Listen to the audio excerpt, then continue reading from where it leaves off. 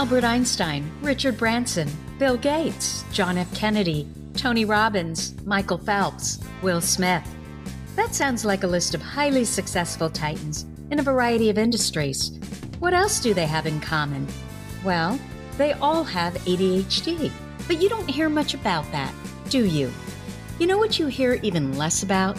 The successful women navigating ADHD. And that's exactly why I started this podcast, ADHD for Smartass Women. I'm your host, Tracy Otsuka. I'm an attorney, not a doctor, a lifelong student, not a coach. I'm also the creator of Cortography, a patent-pending system that helps people like you figure out what they should do with their life. And we're here today to talk ADHD, your superpowers, your symptoms, your workarounds, and how you proudly stand out instead of trying to fit in. I credit my ADHD for some of my greatest superpowers. And you know what? I spy a happier life for you too. So without further ado, a shiny new episode is starting now.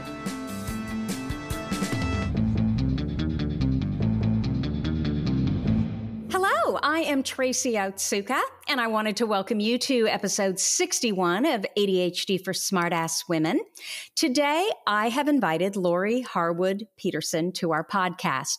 Laurie is the owner and director of Diagnostic Learning Services. Her and her husband have 5 offices across the state of Texas and test for ADHD and learning challenges in children.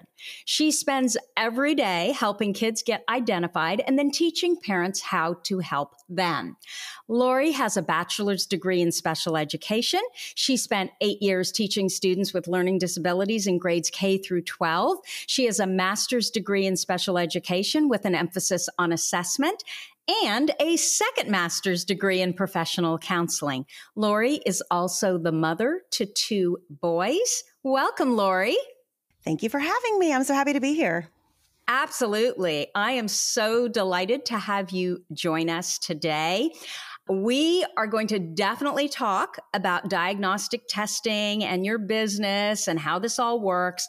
But before we do that, I'd love to talk about ADHD. Now, I know you have ADHD, correct? I do. And I think you said your husband does, and it's all over your family. It is. And my husband we are both on our second marriage. So we found each other after another marriage. So we combined our families, and we are just 2 peas in a pod because we are both a hot mess. Oh, no. So can you tell us a little bit about your diagnosis, kind of starting with when you were diagnosed? So I was diagnosed sometime in my 20s. It was before I had kids. It's really a vague, I don't really remember it very well. I don't even remember what prompted me to finally go see somebody, but I went and saw a psychiatrist. She had me answer, like paper pencil questionnaire kind of things. And by the time I left her office, I had a prescription for medication. But this was before I knew as much as I know today about ADHD. And so I thought, well, it makes sense. But the more I've worked in it and the more I've dealt with it and the more I've lived with it, the more I look back over my past and I realize, oh gosh, this explains so much.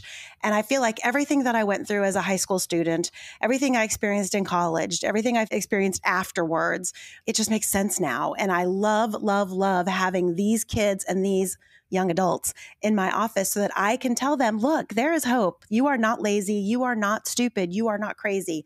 This has a name and your brain is wired different and you're going to be okay.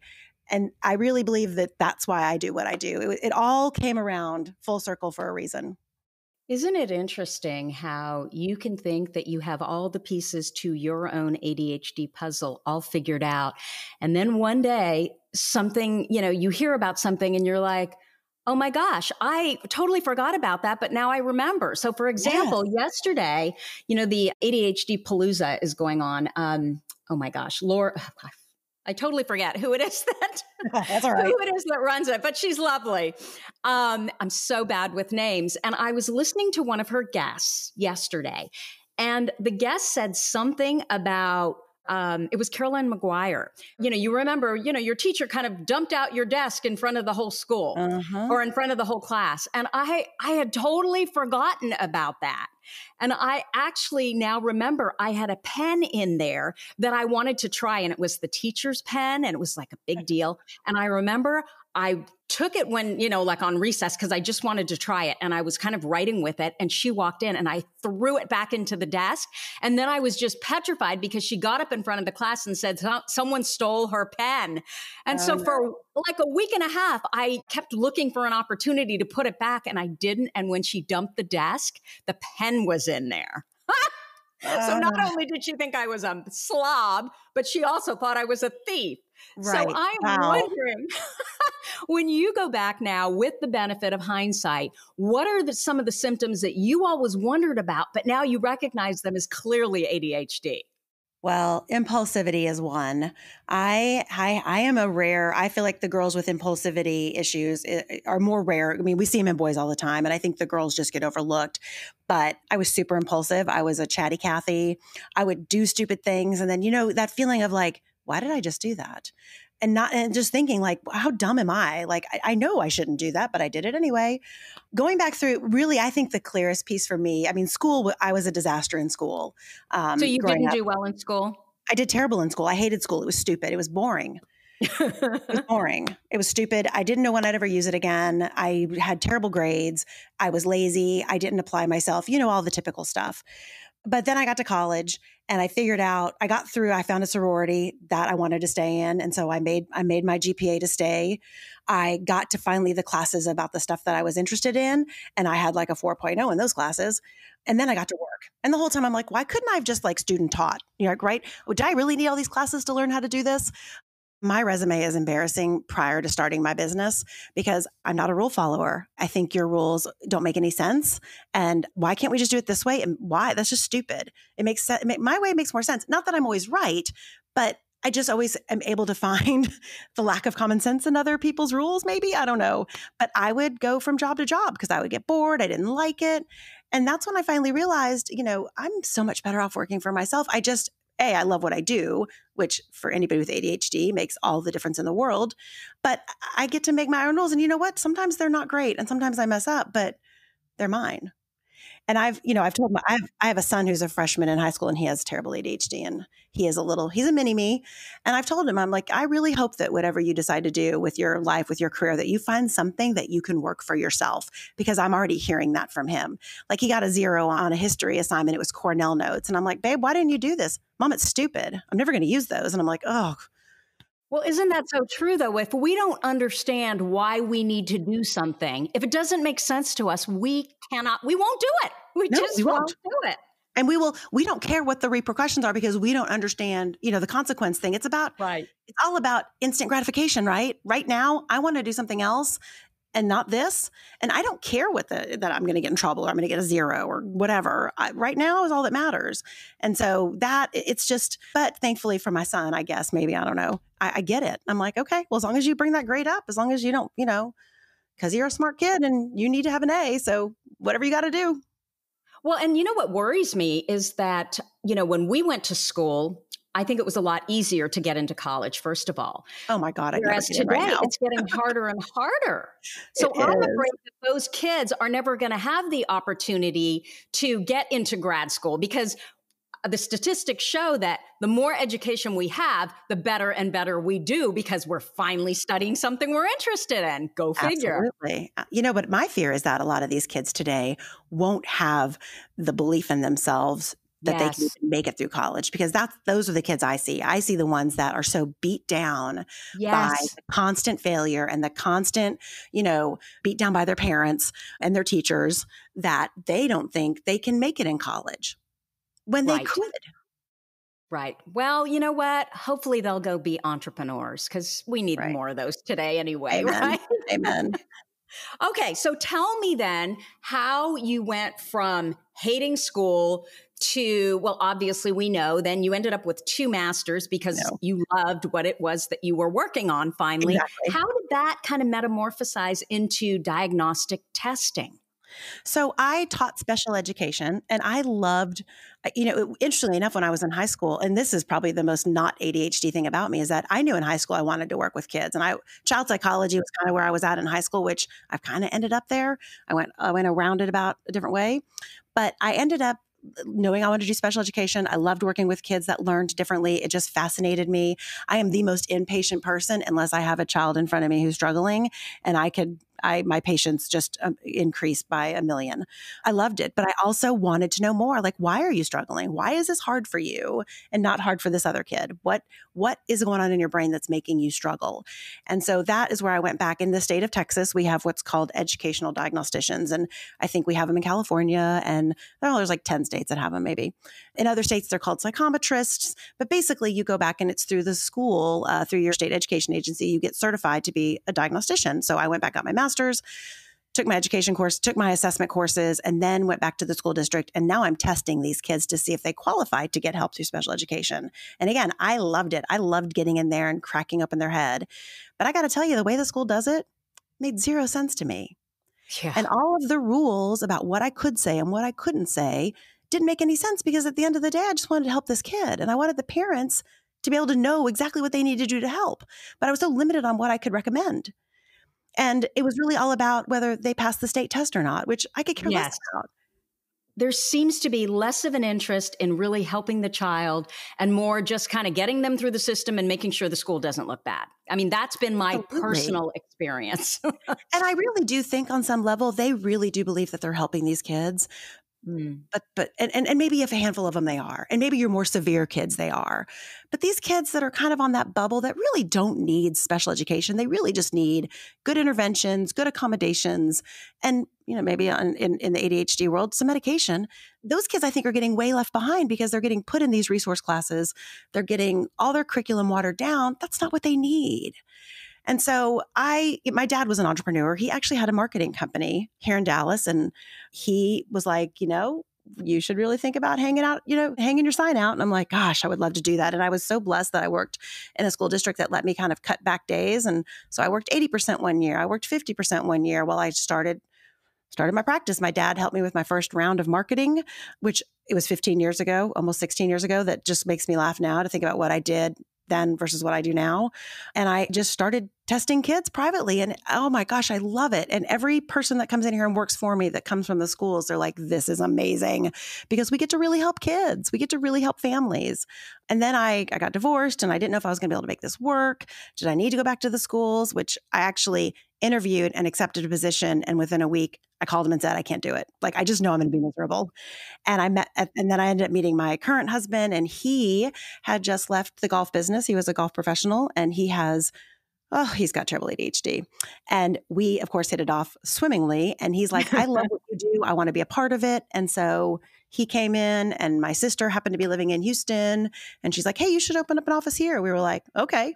And boom, here we are 5 offices later, and we work very well together. I always tell everybody we have a lot of grace in our house, because if he forgets to do something or makes a mistake, I'm like, yeah, I would have done that too. It's okay. We'll figure it out.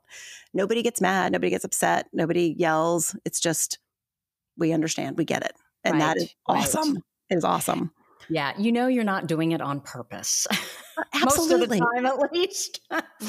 Right. Yeah. Well, Laurie, I mean, I always say that the best purposes give meaning to our past. And so do you see that the reason I'm so vested in this, the reason I don't, I care so much is because those kids, that kid, that was me. Oh my gosh. Yes. Yes. Those are my favorite ones to do. When I've got a 10th grade student in here that hates math, and thinks it's stupid. And I'm like, oh, I promise you're going to get there. Look, I made it. And I'm living proof that this is not forever. You got to play the game. You got to learn how to play the game. You got to get through it, and there's going to be fun and happiness on the other side. And I think watching them say, and so many kids will just that light bulb, like, okay, she gets me. I think, she's got my parents understanding me, which is the big one, because I'm a huge advocate for the kids, and we have a lot of really come to Jesus talks with parents that, they're not choosing this. This is, trust me, nobody would choose this. They're doing the very best they can. I think this is also why we see, quite a bit of RSD, because Oh, I gosh, think the yes. statistic was that by the age of 12, I say this all the time, by the age of 12, a child with ADHD has heard 20,000 more negative messages than a child without, Mm-hmm. which is horrifying. Mm-hmm. And that's what I tell parents of my little ones. I'm like, if you nip this now, you are alleviating the snowball that it becomes of anxiety and depression. Right now it's just attention. But if we don't do something about it now, by the time they get to middle school, Yes. now you're dealing with all these other things. And by the time you get to high school, now we're looking at kids who are going to self-medicate because they just feel something just feels so off that they don't know how to fix it. Yeah. So, yeah, absolutely. And they think that there is something wrong with them, that it's a character or a sure. moral flaw, right? Or they're just not Rather smart. than- Yeah. Yeah, it's just how their brain works. Okay, so I went through neuropsychological testing twice with my son. And to be honest, I'm still not sure exactly what it is. Now, that's different. I mean, the whole thing to me is so confusing. That's so different confusing. than diagnostic testing. Is that correct? Really not. It's really not. Okay. Neuropsych testing is exactly the same thing I do, but it's about who does it. So a psychologist, a psychiatrist, those people call it neuropsych testing. I call it psychoeducational testing. It's a full IQ cognitive test. It's a full achievement test.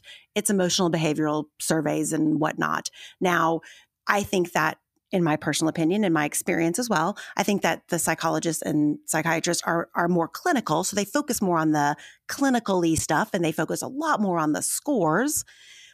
I'll give you an example. I had a student come in. He was ranked. We have really big high schools here in Texas, and he was ranked like third or fourth. You have really big everything in Texas. Well, everything's bigger in Texas, right? At one of the local high schools, it's probably got 1,500 kids in the senior class. He was ranked third. He is so smart. And he went and saw a psychologist for testing. And the psychologist did the testing and said, nope, no ADHD. And one of the reasons he said was because his working memory was above average.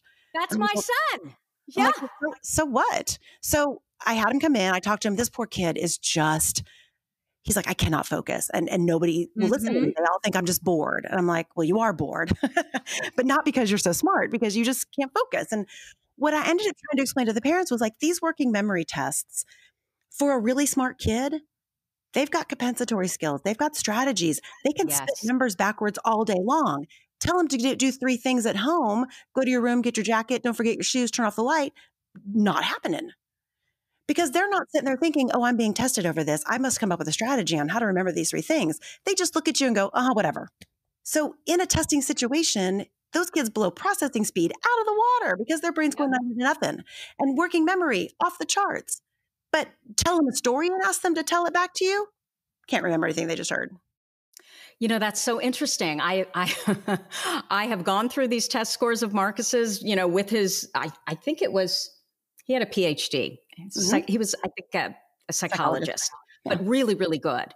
He had been doing it for 40 years. And I still didn't understand what it all meant. But hearing you talk about, this sounds exactly like Marcus, where he has incredibly quick processing speed in everything and very strong working memory, which is not what you normally see in ADHD. Or is that not true? Well, but you got to think about working memory. Working memory in a testing setting is much different than working memory in the real world. Because, again, you're sitting across the table from somebody, and I tell this child, okay, I'm going to give you a series of numbers, and I want you to say them backwards. Well, he's got a strategy for that. And so because he's a problem solver, he can knock those numbers out like nobody's business. But in the real world, he can't do mental math to save his life, or he can't follow 3-step directions. Those other working memory tasks. It's really hard to assess working memory tasks in their natural environment, right? In the classroom setting, when the teacher says, get out your books, grab your paper, don't forget to do, whatever. Most ADHD kids are like in another world and they don't get that. They don't hear it, or they hear it and then they start to do something and then they're like, what did she say? So are you saying, Laurie, then go ahead. When they're being tested, the reason it's hard is because they do tend to be more focused and, really paying attention because it's an unusual setting? Some of that, they have strategies. They can problem solve their way through the task. So like numbers backwards is a big one that, and don't get me wrong, not every child is like this, but I have kids who are really bright that when we do the numbers reversed, they keep repeating the numbers forward over and over again and just dropping off the last number.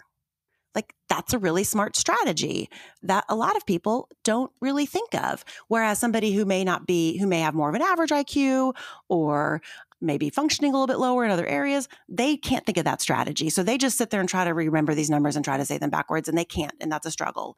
But for these really bright kids, kind of what we'd call our 2E kids, our twice exceptional kids. Yeah. That kind of stuff, you cannot gauge. Well, you should never make a diagnosis based on one test or even one score, right? You need to look at the whole picture.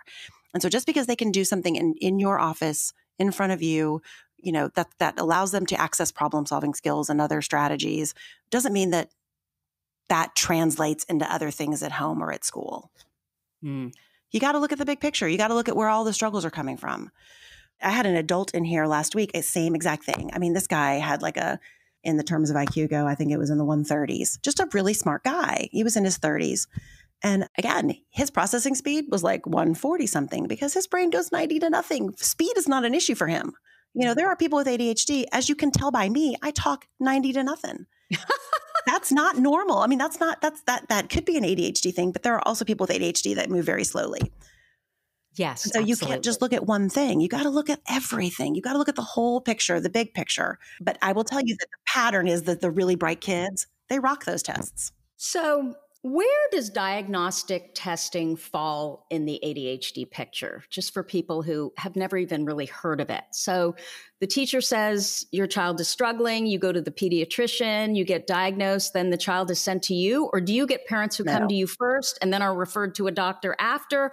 Do you get both? How does it work? So I will tell you that it depends on the pediatrician. Most parents come to us first. Some will go to their pediatrician, and I will tell you that we have a lot of pediatricians that refer back to us because they want this full battery of testing. So you go to your pediatrician and he says, okay, do the Vanderbilt, send it to the teacher, you fill it out, boom, you've got ADHD. Well, guess what? Kids don't focus for a lot of reasons.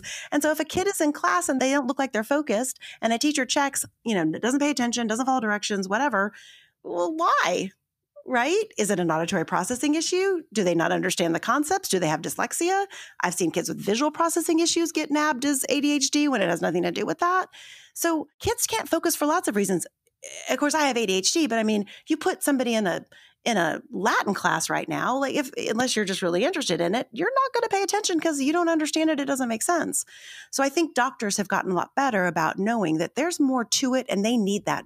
They need a comprehensive evaluation to rule out any other reason why this kid might not be focusing so that they can make sure they're calling it what it is. And I think that's how the overdiagnosis thing happened, because those surveys, well, they just ask if they're paying attention or not. Well, I mean, no. Okay, well, why? It doesn't ever ask that. So I think that doctors appreciate, because we then because we obviously, I'm not an MD, I can't prescribe medication. So we have parents take our information back to their pediatrician to then manage the medication, or their psychiatrist, whoever they want to use. So getting diagnosed through you is the same in terms of a psychiatrist can look at that. It's the same as being diagnosed by, a doctor or a psychologist. A psychiatrist can look at it and prescribe medication based on what you do. Yep. And pediatricians do. Schools provide 504 support with our reports. Absolutely. It does not have to be. And that is a huge misconception, especially in our state, because we have the whole educational diagnostician thing. But, if you think about who is qualified to diagnose it, because we're looking at behaviors. So I know what this child looks like in a classroom setting. I've been there. I taught these kids. I know. And so I feel like what I do is whereas a psychologist and a psychiatrist, they're on the clinical piece, I'm more on the educational piece. My whole focus, for lack of a better term, is about how this is going to impact you educationally, whether that be getting you accommodations on the SAT, whether it be getting you help in school, but it's also going to help you if we get medication, and we can send you that way as well. But we're ruling out other things. I've had kids that have come in that parents have thought it's attention, and we find out it's something else. So, it's good to make sure that you're calling it what it is. So when my son was diagnosed, actually, we started at 9 and we spent thousands of dollars on this visual spatial thing at the, eye doctors, did absolutely nothing. We met with I think for about 6 months, my son met with oh my gosh, what is the person? Occupational therapist. Right. that didn't really do much of anything. Although she did look at me and say, well, you're moving a lot too. And I didn't know what that meant at the time because he hadn't been diagnosed, so I hadn't been diagnosed. Okay, that's pretty funny. But we went through all these things, and it wasn't until I brought someone in who knew ADHD and knew all kinds of other learning issues. And she looked at him and said, go get him tested. I would have never thought to get him tested for anything. So the first time we had a neuropsych evaluation, and they used the Wechsler intelligence scales. Right. The second time they tested using Woodcock-Johnson battery. Okay. And the second testing was so much more helpful because it really gave us and gave him an opportunity to see what his strengths were. He hated math, up until fourth grade, he loved it. And he's one of those kids that calculates really fast in his brain. He's like a calculator, but he hated math, and we could never understand how can you hate math when you have so much fluency. Fluency is definitely a strength in math. Right. And he got his test scores back, and most of them in math were like in the 98th percentile. Uh-huh. And so that's when I then went back to his school and started pushing, this is not okay. Right. He is completely capable. So my question for you is, clearly there was one test that didn't help at all, certainly didn't help us as parents to understand him, and it didn't help him understand himself. And then there was this second test that was really helpful.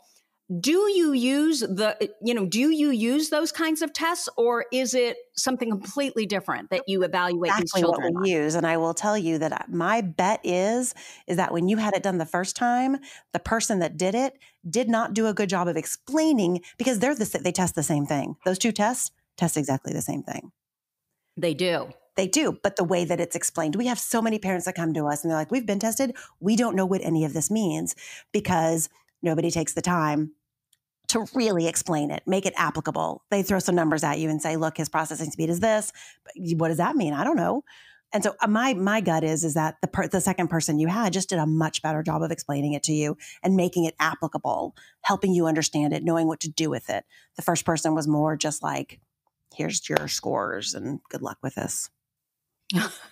Well, and I also think that when, the Wechsler test, which was the first one, I don't think it was in as much detail. So I'm wondering if they didn't give the full battery of, that test. That's also very possible too. The Woodcock-Johnson is a little bit more thorough. It's got one or two more areas that are assessed, but depending on age, that test to me is very dry. It's boring, but it's hard. It's just, there's a lot of directions.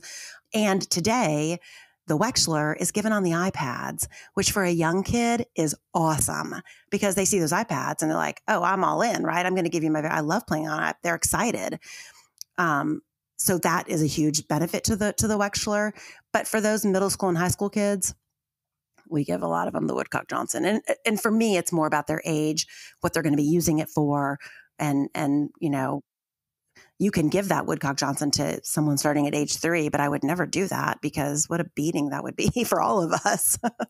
Okay. So those are the two tests. There's no other test. There's like the Kaufman. There are other tests. Those are the big two that most people use.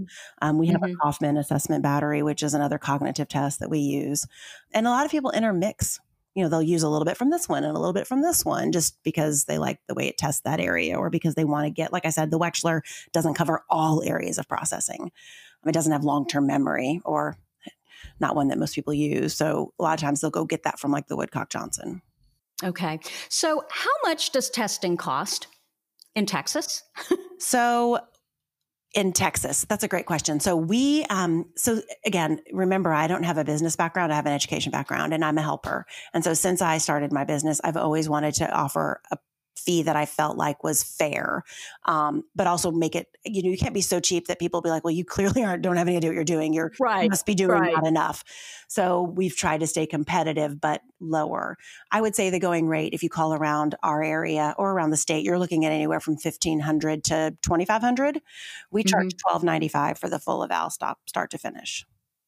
Yeah, that sounds very, very reasonable when you consider what that could mean to a child for the rest of their life. Well, and like I tell parents, you're spending all this money on tutoring and all, you don't even know if you're doing the right stuff. You're spinning your wheels. And so you want to make sure that this will at least let you know this is exactly what he needs. And you have a plan. You're not just throwing everything at it, but the kitchen sink. You're not just, well, let's try this. Let's go here. Let's figure out exactly what the problem is. So then you have a plan and it's just more efficient. So let's say a parent is listening to this and, they're not sure what it is. They think it's ADHD, but they're not sure. What are the signs that they should look for? And if they see them, should really consider testing?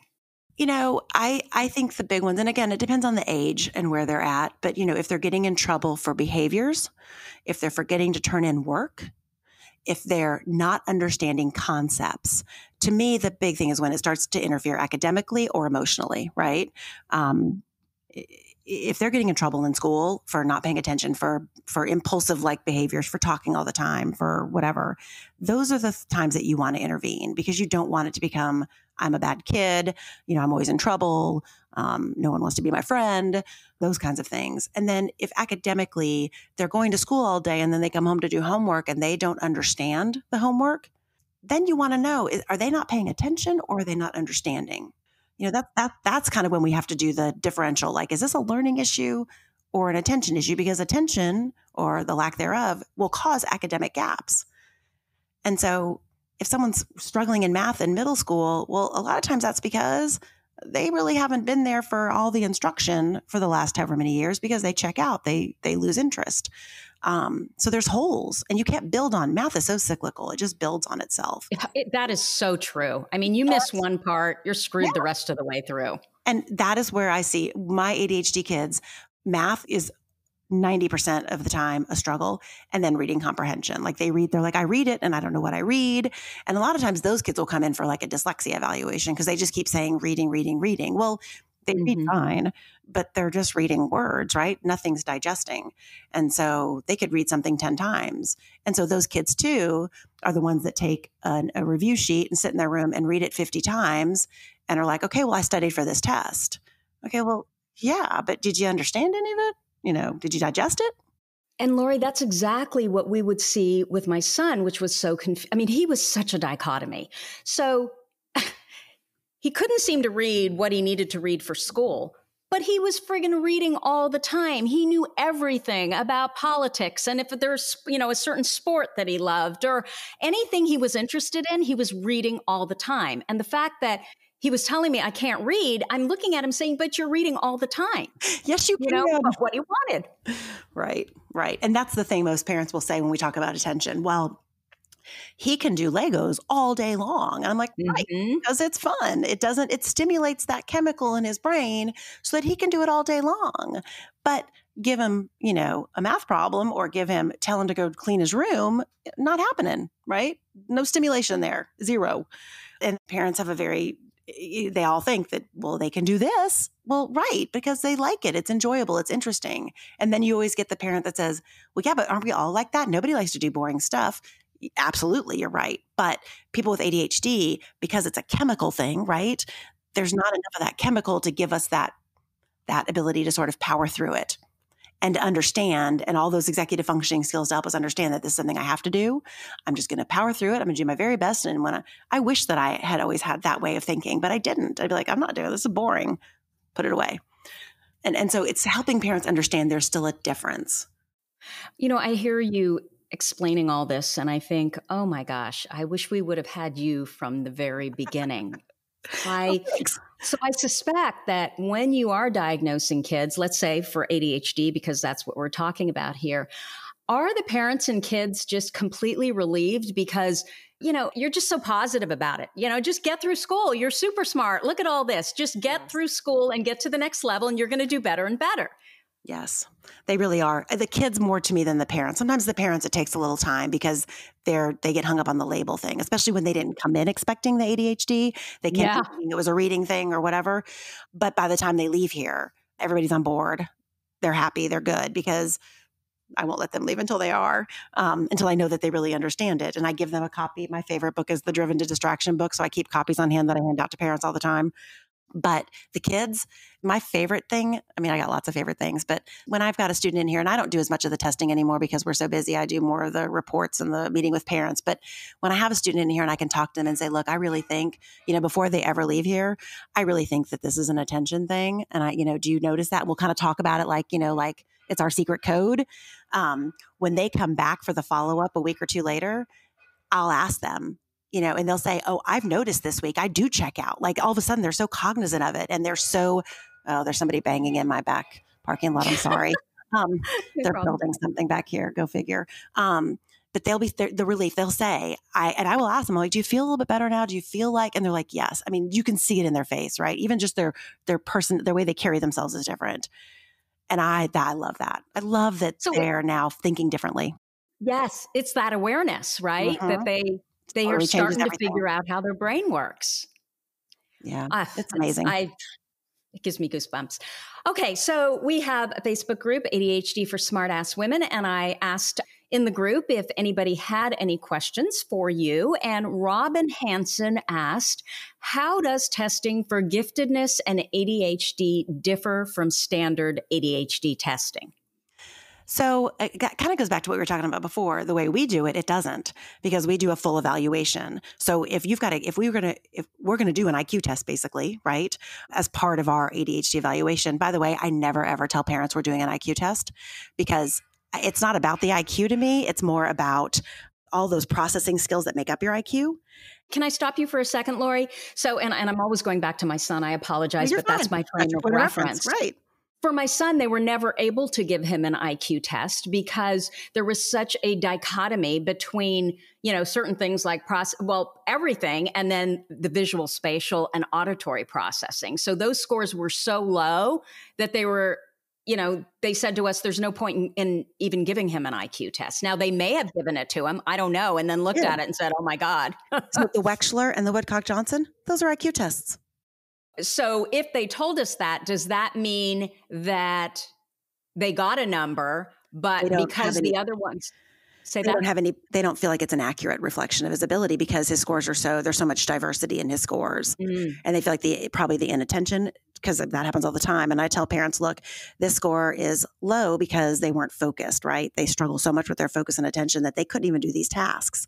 But what I always tell parents is that if they decide to do medication, which I highly encourage, and they want to come back once they get the medication all leveled out and they're happy with it, if they want to come back, I'll redo a couple of those subtests so that they can see the before and after.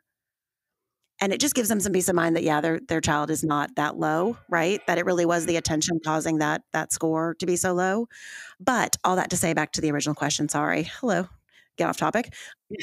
The giftedness testing would be we will tell parents when we do a full evaluation that your child has ADHD, but they're also wickedly smart. And you should also look into the GT program at your school. Now, if we just do a GT, even if someone just comes in and says, I just want a GT evaluation. Wait, what's a GT? What's a GT? Gifted talented, sorry. Gifted, okay. Gifted. We will do a full IQ test. I also, when I'm doing if somebody wants a gifted evaluation, I do a reading evaluation, just a reading comprehension and a math problem solving, because I like for them to see where they fall academically, not just cognitively with those skills.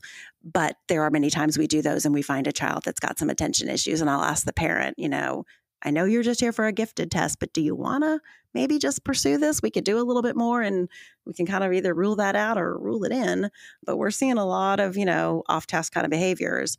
Now, in a traditional setting, if the pediatrician's doing the ADHD evaluation, then you don't ever find out if a child's gifted. You just know where they can and can't focus. So, I think it depends on who's doing it. But for us, that all falls under the same kind of test. Okay, so it would be the same test. It would be the same. The same testing. Yes. Okay. And then we had Shannon N., who asked or said, can you talk about the disproportionate number of brown and Black girls that are misdiagnosed and the lack of research? We all know there's little research for ADHD and women. The figure is even more staggering for people of color. It makes the testing process so difficult and long. And then she talks about how she brought her daughter to the doctor before she was 2 because she knew something was different, and she was brushed off for years, literally years. Her first diagnosis was achieved at 6 years old, ADHD and ODD. We just got a new one, though, ADHD, ASD, and dysgraphia. She just turned 8. And I really had to hunt for a person that understood how much bias and discrimination exist. Oh, I agree with you on that. Here's what I will tell you is that 2 is really hard to diagnose anybody at the age of 2 because developmentally kids develop at different ranges, different paces. And all of the testing that we do is standardized to compare you against other kids your same age.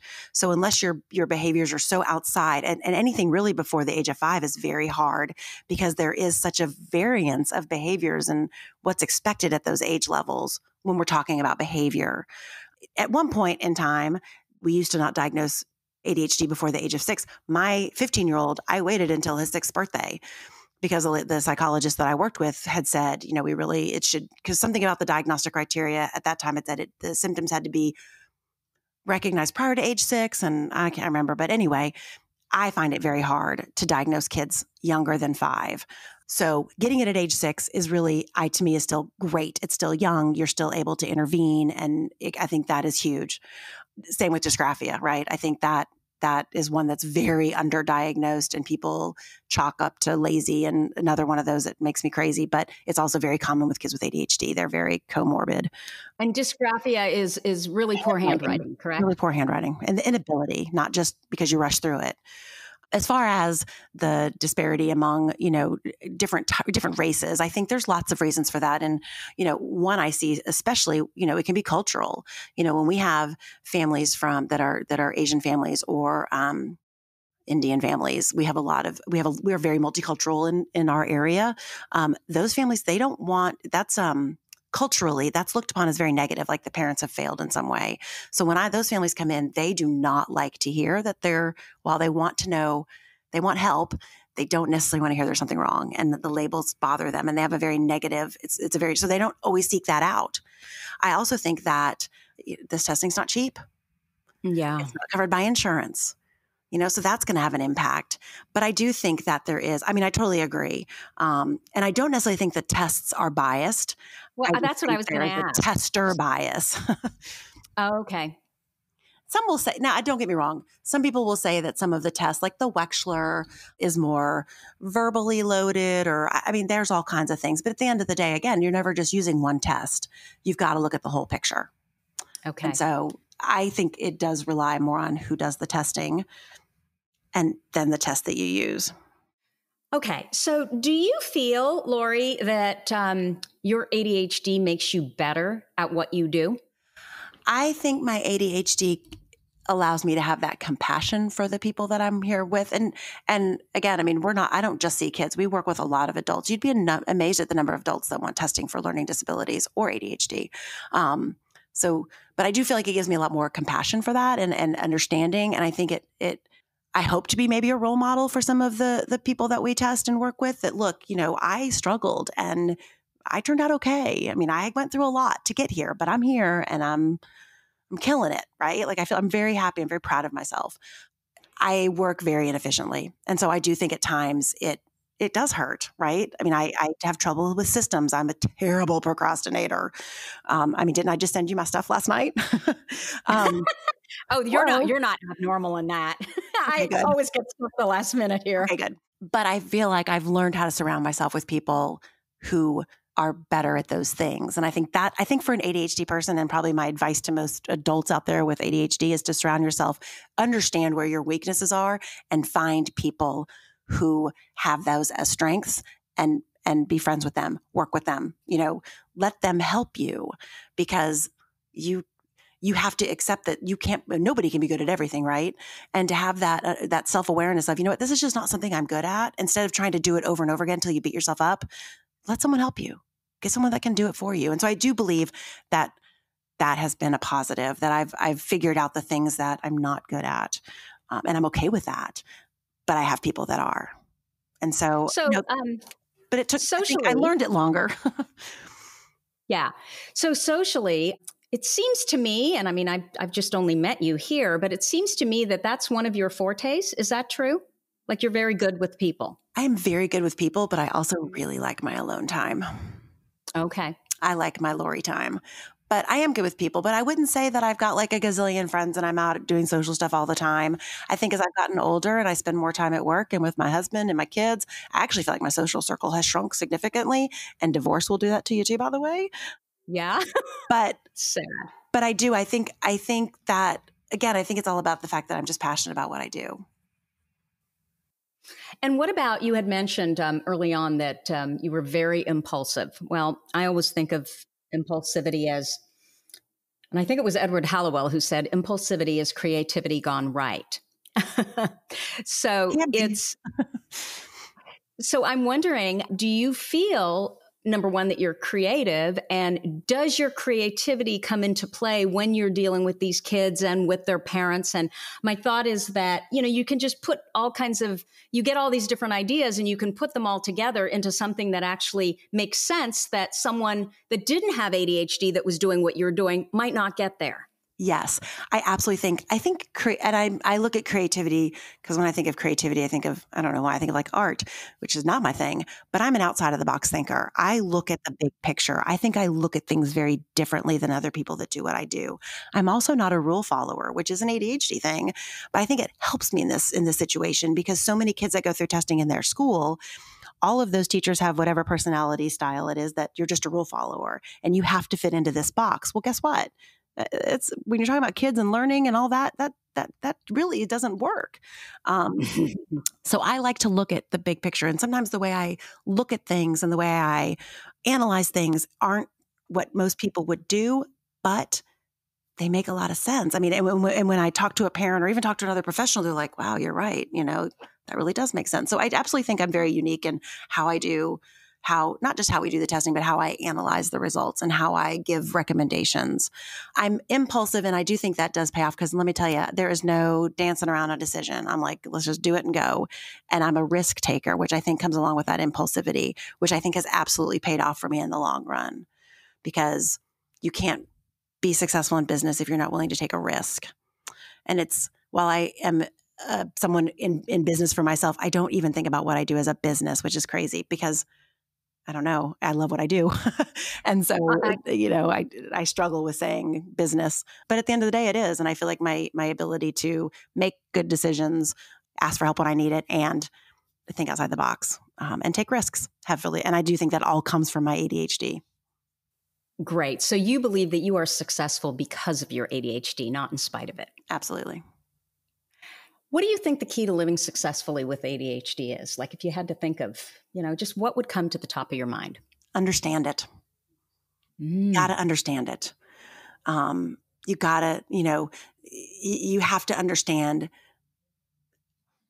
why you do the things you do, and then give yourself grace for them.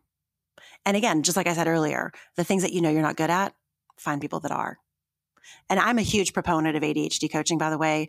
I have been spending a lot of time lately trying to reach out to ADHD coaches across the country, really, because every student that I see that we test, I feel like that, to me, those executive functions, I never had coaching. My medication is amazing. I get a lot done, but executive functioning wise, I could use some help. And so I think that's kind of that piece of understanding your weaknesses, right? Having people that can help you and help give you strategies. And if they're good at those things, even letting people do it for you. But to me, it's just understanding it. I mean, and I tell parents all the time, even at a very young age, you need to start having conversations with your child so they understand their brain. I will say my ninth grader, he gets ADHD, and I love that. I love that he can talk about it intelligently and understand why he does some of the things he does. And he never beats himself up for it. And that is huge. Is he really open about it? He's very open about it. I love to hear that. Love it. I'm so proud. I'm such a proud mom. Absolutely. I mean, I hear parents quite a bit actually make comments that, they can't tell anybody, certainly in our group, right? They don't want anybody to know. And I'm like, you are shrouding this child in shame, Or the ones that don't even want to tell their kids. Well, we're not going to tell. Oh, what? Oh, yeah, you are. Wait a minute. So you have kids that are diagnosed and the parents won't tell the kids? Mm-hmm. The younger ones, yep. They say that, obviously by the time they leave here, I've got them convinced that they are going to talk to their child. But their response is, oh, well, we're not going to tell them. So like they'll come in, and if the child's anywhere near, we have to whisper. I'm like, no. This is not how we're doing this. Because they feel like their child's going to think that because they don't understand ADHD, right? Yeah. So again, then we go through the whole piece about you have to educate yourself and understand this actually could be a really good thing. You know, this doesn't have to be a bad thing. And you probably have what your child has anyway. One of you do. 99% of the time I'm looking. Matter of fact, I had a parent come in a couple weeks ago, a husband and wife, and they were not prepared for the ADHD diagnosis. But the minute we sat down, the dad was shaking his leg the entire time. And finally, I looked at him. I'm like, okay, really? Since you sat down, you have not stopped moving. Tell me how this is a surprise to you. You know, and then we all kind of laughed, and the parents were like, well, you're right. You know, he does have someone that works for him that's super, you know, organized and helps him with all that stuff. I'm like, hello, the apple does not fall Oh my God. I love it. Yeah. So Laurie, before I let you go, do you have an ADHD workaround that you want to share with us? I love my bullet journal. Really? Bullet journal. I really do. Now, do I use it every day? No, but I love it. I love that I have so many different lists in there of things that I need to keep up with. And I love it. I got to tell you. So tell me, I don't understand the bullet journal. I get that the guy who started it has ADHD. I keep looking at it. What is it about the bullet journal that works so much better than anything else? It's a task list. And that is what I found. I tried every planner under the sun. But at the end of the day, I didn't care about the dates so much as I just needed a place to keep my to-do list. And that's really what it is. It is an organized to-do list. And that it's got a place for stuff that you need to get done this month, stuff you need to get done this week, stuff you need to get done today. And it helps you. And then when you don't get something done, you just carry it forward to the next day. It is, and do not go out and look at the Pinterest bullet journals because you will blow your mind and you will become completely overwhelmed and you will never do it because they have them all decorated and painted and ridiculousness. Mine is so boring and it's pencil and it's these lists that are sometimes neat, sometimes not neat, but I love it. It absolutely has become like, it's my thing. And I tell every parent that comes in here, I'm like, try the bullet journal. So can I ask you, where did you learn about it? Was there some article you read about it? Because every time I read about it, like you just said, it looks so involved and I'm a, recovering perfectionist. So I can just imagine how many hours I would spend. Where did you learn how to do it? I think I read about it on a Facebook post in one of my other groups for entrepreneurs about planners. And so I went to the bullet journal website and there's like a 5-minute video that the guy does that is like the bare bones basic of how to set it up. And I'm like, I'm going to try that. And I have not watched any other videos since because the minute I heard that it was on Pinterest, I'm like, oh, that's trouble. And then there is a bullet journal Facebook group, but I don't really talk about it because they do talk about decorating and all that. And I'm like, oh, no. But if you watch that 5-minute bare bones video on the bullet journal website, I'm telling you, I was like, why didn't I think of that? That's genius.